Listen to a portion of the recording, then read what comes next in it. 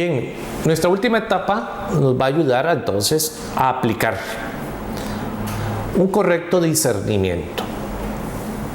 Una consecuencia práctica de todo esto que estamos estudiando es que cualquiera de nosotros, hombre o mujer, debe realizar su vida, más allá de los profundos cambios necesarios para lograr su felicidad. Y esto que hay que concretarlo. Para hacer el discernimiento se requiere, hemos dicho muchas veces, un proceso. Si yo quiero llegar a un X punto, tengo que dar ciertos pasos. Significa entonces tomar un tiempo suficiente. Un verdadero discernimiento no se toma de la noche a la mañana. Y por eso debo incluir dentro de este proceso tiempo para realizar actividades que me hagan conocerme en profundidad. Tiempo para entablar relaciones con los demás, porque yo me conozco en la relación con los demás. Y tiempo para conocer también mi contorno, porque yo respondo a una realidad. Esto supone entonces progresivamente ir como armando un rompecabezas. ¿Quién soy? ¿Cómo me conozco con los demás? ¿Y cuál es en el contexto que estoy yo? Esto me lleva indudablemente como proceso a hacer un proyecto de vida. No se trata de hacer un papel o llenar una serie de formularios, sino más bien el estilo. Un proyecto significa tener metas, objetivos.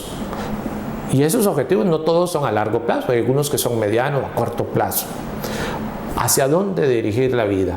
Y en ese proceso de hacer el proyecto, recordemos, el acompañamiento es fundamental. Cuando el hombre hace propio su proyecto de vida, entonces no se deja ni manejar ni manipular. Cuando esto ocurre, interpreta, purifica su vida. El proyecto de vida significa esto, precisamente un ejercicio de libertad. Y para eso hay otras técnicas que en algún momento ustedes lo estudiarán. Insistimos, requiere un conocimiento de sí mismo. Poniendo un ejemplo, ningún boxeador se enfrenta a un rival en tanto no conozca sus posibilidades y haya estudiado las técnicas incluso del oponente. Así hacemos en todos los deportes. Cada uno debe conocer sus cualidades y sus defectos, el pasado con sus consecuencias, el presente y el futuro con sus expectativas, los éxitos y los fracasos. Eso es lo que le pasaba a Juan en su momento. Pero cristianamente hablando, en el proceso del discernimiento llegamos a la opción por el otro. Un cristiano no es un ser para sí mismo, sino es un ser con los demás, para los demás, al estilo de Jesús. Al hacer el discernimiento debo abrir mis horizontes a muchos niveles. El familiar, el de mi contexto de país, al contexto global que vivimos en una aldea, ¿verdad? Tantos otros elementos que la pobreza, la juventud, las personas, el círculo de amigos, la universidad, el ambiente en que estoy, la misma situación eclesial. Todo eso me ayudará a entenderme para poder hacer opciones. El discernimiento, entonces, como proyecto de vida en un proceso, es un llamado a concretar la santidad. La santidad es lo que hace Don Bosco, proponerle a Miguel Magone, a Francisco Besuco y a Domingo Sabio ser santos, expresando la realidad de que en todo lo que yo decido está Dios, es voluntad de Dios.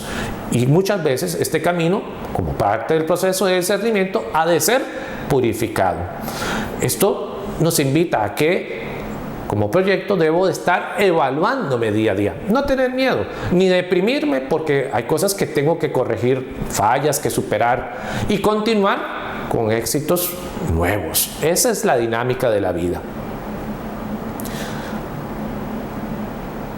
Don Bosco, entonces, ha hecho este mismo camino que nosotros. A veces uno tiene la tentación de ver a los santos como personas ya hechas, pero él hizo un proceso enmarcado en la fe, que ocupó la oración, que ocupó la dirección espiritual, que ocupó la amistad, que ocupó el encuentro con la realidad de los jóvenes. Todo esto te ayudará. Tú que eres un otro joven que acompaña a jóvenes, retomemos incluso algunas ideas que el Sínodo de los Jóvenes ha expresado. Como salesianos, en primer lugar, para discernir, tú como líder en tu grupo, tienes que animar también con el ejemplo de la escucha. Hay que escuchar muchas veces, más que hablar. El que acompaña, escucha. Y también uno mismo se escucha a sí mismo para entenderse. En el documento final del Sínodo de los Jóvenes, se recalcaba mucho esa necesidad que se tiene de escuchar.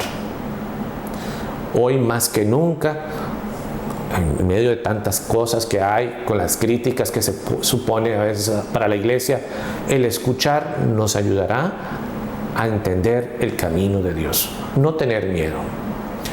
Un ejemplo que nos ayuda a sobrellevar las cosas en el camino de discernimiento es los discípulos de Emaús, cómo ellos en su tristeza y en su dolor fueron escuchados por el Señor. Y el Señor, aunque les hizo ver que eran torpes y necios, les hizo entender y su corazón se llenó y se abrió a muchas posibilidades, sobre todo al encuentro con Él.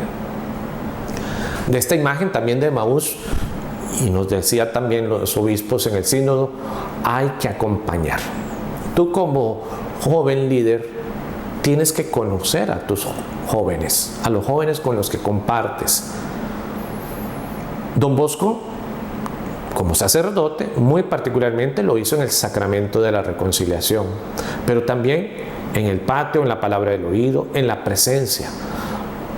Pregúntate tú, ¿cómo acompañas a los muchachos? ¿Los conoces? ¿Sabes cómo están? Por ejemplo, en estos contextos de pandemia, ¿te mantienes comunicado? Hacerse presente, sostener y acompañar es una de las tareas más importantes. No tal vez decirles qué hacer, sino que se sientan acompañados. Y ellos, al hablar contigo, también podrán encontrar. Esto, entonces, conducirá a la apertura del discernimiento. Tú mismo harás esa experiencia.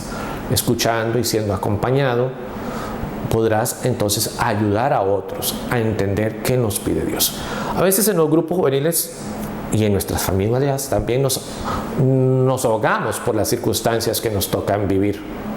Pero por eso, con calma, hemos de detenernos, escucharnos, acompañarnos, ayudarnos a descubrir lo que el Señor nos pide, aún interpretando los sentimientos y dejando que en libertad cada uno pueda expresar para llevar a compromisos. Muchas veces queremos imponer ideas y resulta que lo que Dios nos pide son opciones para la acción. Hoy más que nunca, a ti joven, te invito a que escuches siempre a tus contemporáneos, a que los acompañes en sus procesos, a que los entiendas antes que juzgarlos, que les ayudes a que ellos puedan tomar decisiones, discernir. Así estaremos haciéndolo en la mejor experiencia de la tradición salesiana, en sintonía con lo que la Iglesia hoy pide. Te invito, como parte de esta reflexión educativa, a que tú mismo te hagas estas preguntas, entres en un espacio de reflexión. Las tendrás por escrito. Ahorita solo las señalo. Hemos visto cómo la experiencia espiritual de Don Bosco marca su vida. La primera enseñanza la recibe Mamá Margarita y después de Don Caloso y de Don Cafaso. En ese contexto, pregúntate, ¿qué personas han marcado tu vida en este sentido? Haz memoria de ellas y trata de extraer aquello que te aportaron en la vida. Otra gran pregunta, ¿cuál es la línea de continuidad entre lo recibido por otros y lo que ofreces a los demás? Porque tú acompañas desde tu experiencia. También centrándonos en el acompañamiento. ¿Qué dificultades externas o internas encuentras? ¿Qué te es tan difícil que te acompañen o qué? ¿Qué posibilidades tienes? ¿O has tenido experiencias? ¿Qué tipo? Buenas, malas, de acompañamiento. Esto te ayudará también a ti a hacer tu propia tarea de animador. Y resulta, como lo decíamos también, del último elemento, ¿qué estás haciendo de apostolado? ¿Cómo es el estilo, por ejemplo, de tus relaciones en el grupo juvenil? ¿Qué medios ofreces para ganar almas a Dios, como le habrá dicho a Don Bosco, a Domingo Savio, a Besuco, a Magone? Es importante que nosotros podamos entonces hacernos estas preguntas en este contexto.